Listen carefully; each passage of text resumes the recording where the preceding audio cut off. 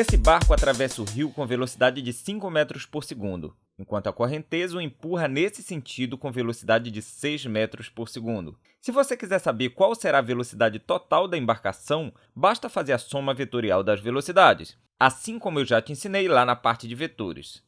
Você obteria aqui 5 ao quadrado mais 6 ao quadrado igual a 61, e a raiz quadrada de 61 é aproximadamente 7,8, que seria o módulo da velocidade do barco em relação à Terra, nessa direção e nesse sentido daqui. Sabendo disso, eu queria te fazer uma pergunta. Se o rio tiver 600 metros, quanto tempo o barco levará para chegar de uma margem até a outra?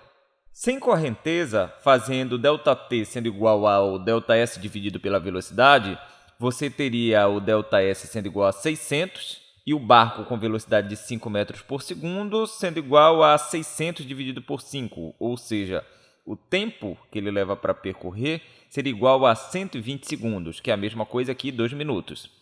Se a correnteza estiver perpendicular à velocidade do barco, como eu tinha te mostrado inicialmente, você nem vai ter que fazer um segundo cálculo, porque ela não interferirá no tempo de travessia. Ela só vai fazer com que o barco seja mais empurrado para o lado, mas ele continuará atravessando o rio em 2 minutos. Ele só não vai chegar no mesmo lugar que estava chegando antes. Portanto, aprenda desde agora que uma velocidade não interfere em outra se elas estiverem perpendiculares umas às outras. Se a velocidade da correnteza subisse para 10 metros por segundo, por exemplo, o barco ainda atravessaria em 2 minutos. Entretanto, ele pararia mais ainda para o lado.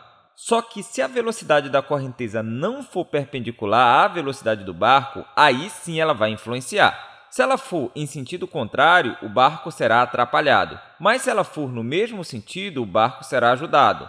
Por exemplo, imagine a correnteza assim, com esse ângulo de 30 graus em relação ao que ela tinha antes. Sempre que você encontrar dois vetores que não estão perpendiculares, você terá que fazer a decomposição de um deles. Grave bem isso porque isso vai se repetir em vários momentos durante a física. Nesse caso, eu irei decompor aquela velocidade de 6 metros por segundo em dois vetores. O Vx vai ser igual a 6 cosseno de 30, que é 6 raiz de 3 sobre 2.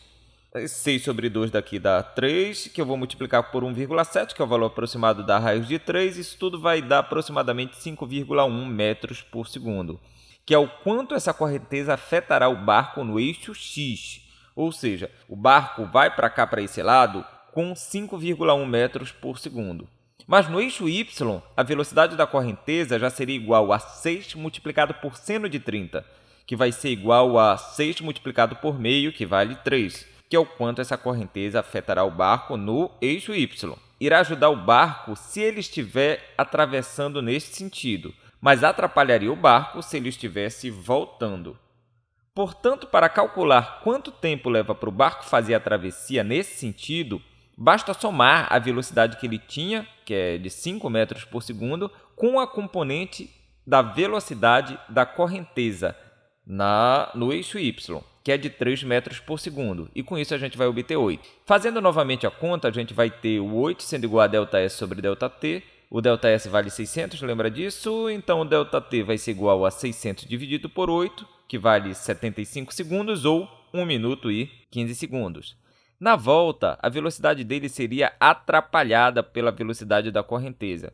Sendo assim, a gente já teria 5 sendo atrapalhado por 3. Isso vai dar 2 metros por segundo, como sendo a velocidade do barco. Para a gente poder utilizar esses 2 metros por segundo, basta pegar de novo o ΔS sobre ΔT. O ΔT vai ser igual a 600, que é esse tamanho, dividido por 2, e isso vai dar 300 segundos, ou 5 minutos. Ou seja, com a correnteza ajudando, ele demoraria 1 minuto e 15 segundos, mas na volta com a correnteza atrapalhando, ele já demoraria 5 minutos. Deu para notar a diferença? E aí, deu para entender? É isso aí, galera. Valeu!